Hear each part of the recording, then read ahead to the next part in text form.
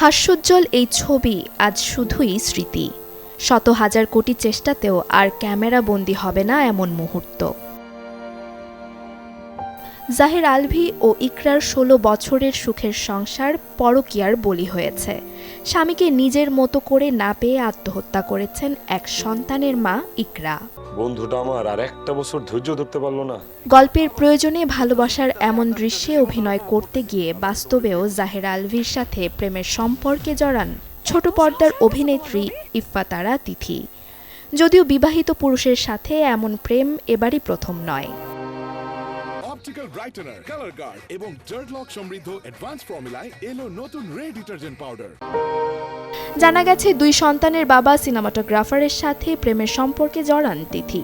প্রথম সংসার ভেঙে 2021 সালের 21 ফেব্রুয়ারি তাকে বিয়ে করেন নায়িকা। যদিও খুব বেশি দিন টেকেনি সেই সংসার। 2023 সালে নাটকে অভিনয় করতে গিয়ে জাহের আলভীর সাথে পরিচয় তিথির। সময়ের সাথে সহকর্মীর পরিচয় ছাপিয়ে দুজনে জড়ান প্রেমের সম্পর্কে।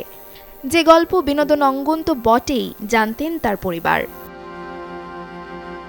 জানা গেছে, তিথির চাপে পড়েই স্ত্রী ইকরাকে এড়িয়ে চলতে শুরু করেন আলভী।